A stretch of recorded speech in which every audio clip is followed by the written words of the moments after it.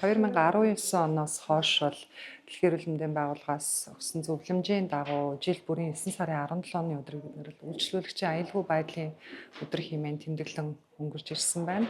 За нодлон жилийн тухайд бид нар болохоор онцлогооны аюулгүй байдал сэдвийн хүрээнд зохион байгуулж ирсэн бол за энэ жилийн тухайд бол Дэлхийн эрүүл мэндийн байгууллагаас юу гонцолж байна вэ гэхээр хүүхдэд үзүүлж байгаа нэрэ болон хүүхдэд үзүүлж байгаа тусламж үйлчилгээний аюулгүй байдлыг илүү онцлон тэмдэглэж энэ хүрээнд бас уриалга гараад хүүхд бүрийг төрсэн цагаас нь аюулгүй тусламж үйлчилгээ гэдэг ийм уриалганы доор бол энэ жилийн тэмдэглэлт өдрийг бол зохион байгуулж байна. За тэгээд тэмдэглэлт өдрийг зохион байгуулад эрүүл мэндийн хүчлийн төвөөс бол хүүхдийн чигээр тусламж үйлчилгээ үзүүлж байгаа нийт эрүүл мэндийн байгууллагууд руу бид нараас 9 сарын 10-ны өдрөөс эхлээд 14 хоногийн хугацааны бас ийм аяныг бодвол зарлаж зохион байгуулж байна. Тэгэхээр одоо бид нар бол эрүүл мэндийн байгууллагуудаа юу уриалгах гэж байгаа гэхээр зөвхөн энэ тэмдэглэлт өдрийг тухайн өдрөнд тэмдэглэл өнгөрүүлэхээс илүүтэйгээр бид нар бүтэн жилийн турш одоо яг энэ хүүхдэд үзүүлж байгаа тусламж үйлчилгээг илүү чанартай үр дүнтэй хүргэх тал руу илүү их ажлыг бол төлөвлөж ажилласаа гэдгийг тэгээ мөн мэдээж үйл ажиллагаа төлөвлөн ажиллаж байгаа юм чи үр дүнгээ хэмжээсээ ямар үр дүнд хүрэхийг зорж байгаа юм бэ? Энэ чиглэлүүгээ бас үйл ажиллагаануудыг нэлээд хийгээсээ дээрэс нь бас хүүхдийн асран хамгаалагчд болон сургууль хүмүүжүүлэгчтэй эцэг их чиглэсэн сургалт сурчлагын ажлыг бас илүү их хийгээсэй гэж уриалж байна. Ер нь бол жил бүрийн 9 сарын 17-ны өдрийг Дэлхийн эрүүл мэндийн байгууллагаас үйлчлүүлэгчийн аюулгүй байдлын дэлхийн өдөр болгон тэмдэглэсэн. За энэ үйл ажиллагаа бол 2019 оноос эхэлсэн. Жил бүр өөрөө урайтай байдаг. За 2025 оны урай бол одоо хүүхэд таслал тавиад нярайг төрсөн цагаас нь эхэлж одоо хүүхдийн эрүүл мэндийг хамгаалъя гэсэн урайтай байгаа. Төрсөн цагаас нь эхлээл одоо тэр тэтгэр хүүхдүүдийн эрүүл мэндийг хамгаалах гэсэн юм урайн дор утгатай урайн дор энэ үйл ажиллагаа явагдаж байгаа. Тэгэхээр өнөөдөр эрүүл мэндийн хөгжлийн төв, хүүхдийн эрүүл мэндийн үндэсний төв хоёр хамтраад за энэ хүүхдийн одоо тусламж үйлчилгээг сайжруулах, нарийн тусламж үйлчилгээг сайжруулах талаар сургалт зохион байгуулж байна. За энэ сургалтанд бол нийслэлийн болон орон нутгийн хувийн болон төрийн эрүүл мэндийн байгууллагуудын чанарын албаны дарга нар дээр нь чанарын менежерүүд за зарим нэгэн эмчилгээ хэрэгсэн орлогч дарга тасгийн эрхлэгч хүүхдийн эмч нар ер нь давмгай оролцож байгаа.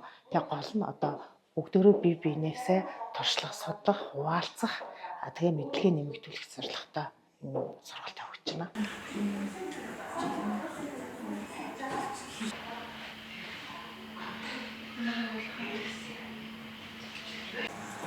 Сайн байцгаана та бүхэн өнөөдрийн амгалан айлтгах микээр орж ирж байгаа хүүхдүүд микээс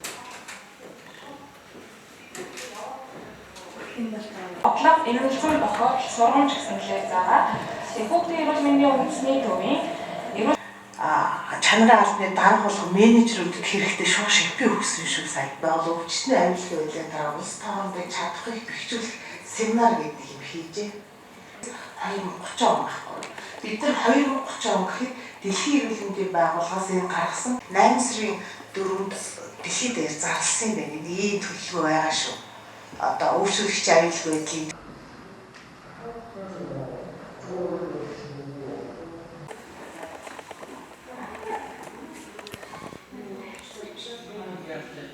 бодож найдаж байгаа. Тэгэхээр орон нутагта 29% л нийслэл бол 68.5% алсын хараатай. Өөрийн гэсэн эрхэм зорилготой, өөрийн гэсэн зорилттой таахгүй. Тэгэхээр та нар бол бүгдөө нэгэн ойлгуулна тийм ээ. Тэгэхээр тэр байгууллага өөрийн гэсэн алсын хараатай байх ёстой. Гэтэл энэ глобал төлөвлөгөө өөрийн гэсэн дэлхийн үйлчлүүлэгчийн аюулгүй байдлыг гэхээр одоо та нар үйлчлүүлэгчийн аюулгүй байдал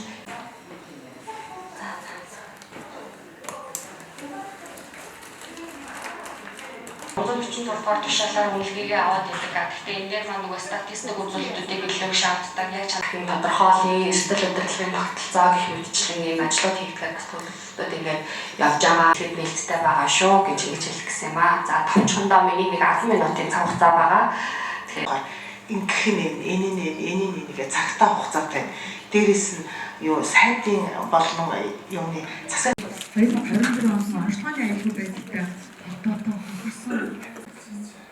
I live with 2 words if only. Collins Bradley. I'm Susie Becken. I experienced a diagnostic error. With the doctors, who had told me on the phone My son had glad to see you. Clearly, In turn resulted in a massive hemorrhage and led to 2 emergency surgeries and septic shock. The impact to my family is immense. Had not been in her tunnel vision of this is just a routine infection that Deion. Тэгэхээр шаардлагагүй бол эмнэлэг бити яваа гэж хэлмээр юм. Гөрөн бол 10 удмын дөрөв одоо алдаан бол маш их байдаг. Өчигдөр бас сурлалын дээр бас ярьжсэн эмчнэр билүү скватын талбай бас улбар шарын бүргээ гэрэлтүүлжсэн. Тийм түүхтэй